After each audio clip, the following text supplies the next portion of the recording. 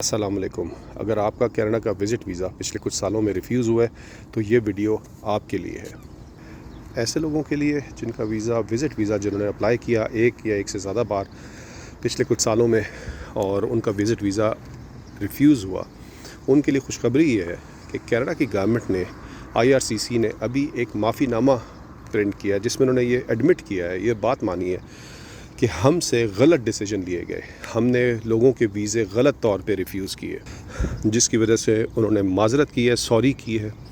अब आप लोगों के पास एक ऑप्शन ये है कि आप लोग JR का जो मशहूर हुआ है ना, जुडिशल रिव्यू, यानी कि कोर्ट में जाएं और अपना वीज़ा हासिल कर सकते हैं कोर्ट में जाके कि जी मेरे साथ ये ज़्यादती हुई थी, ये देखें IRCC ने माफ़ी मांगी है कि जी हमने आपका वीज़ा गलत तौर पे रिफ्यूज़ किया।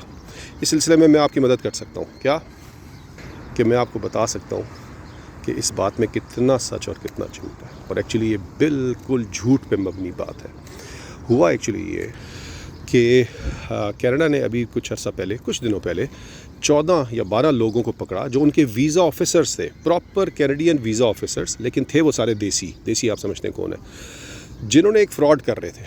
वो फ़्रॉड क्या कर रहे थे पिछले कुछ सालों से कि वो लोगों से पैसे लेते थे और उनके जो उनके जो वीज़ा एप्लीकेशन चल रही होती थी IRCC के पास, क्योंकि वो ख़ुद IRCC के वीज़ा ऑफिसर थे, तो वो रिफ्यूज़ होने वाले वीज़ों को येस में कन्वर्ट करके उनको दे रहे थे।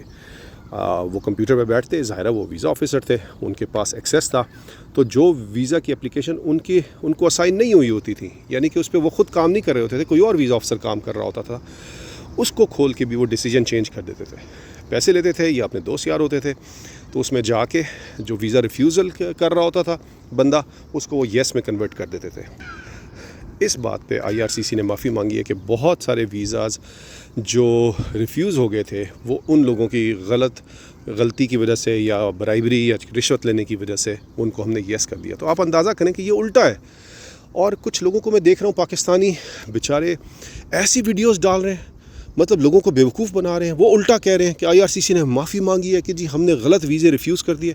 भाई वो वीज़े रिफ्यूज़ नहीं करें, और वो डॉक्यूमेंट दिखा रहे हैं उसको ब्लर किया हुआ है। वो ख़ुद जाके देखो भाई, आपको पता चले कि वो वीज़े रिफ्यूज़ल पे उन्होंने माफ़ी नहीं मांगी। उन्होंने तो ये कहा है कि गलत डिसीजन लिए गए कि जो रिफ्यूज़ हुए हुए वीज़े थे उनको येस करके उनको वीज़े दे दिए गए, और उन्होंने माफ़ी आपसे नहीं मांगी है जो जिनके वीज़े रिफ्यूज़ हैं, वो माफ़ी हम कैनेडियन से मांगी है कि जी हम लोगों ने गलत लोगों को वीज़े दे दिए क्योंकि हमारे जो वीज़ा ऑफिसर थे उन लोगों ने पैसे लिए।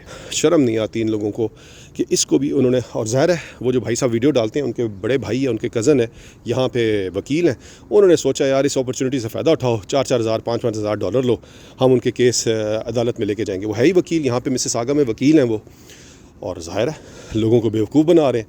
लोग समझ रहे हो ये तो कनाडा की गवर्नमेंट से गलती होगी, अब तो हमें वीज़ा मिल जाएगा, और उनको पैसे दे रहे होंगे और वो जुडिशल रिव्यू में जा रहे होंगे। किसी एक का भी वीज़ा नहीं लगना उनमें से, किसी एक का भी अदालत ने वीज़ा नहीं देना, ना ही अदालत दे सकती है। शर्म आनी चाहिए उन लोगों को।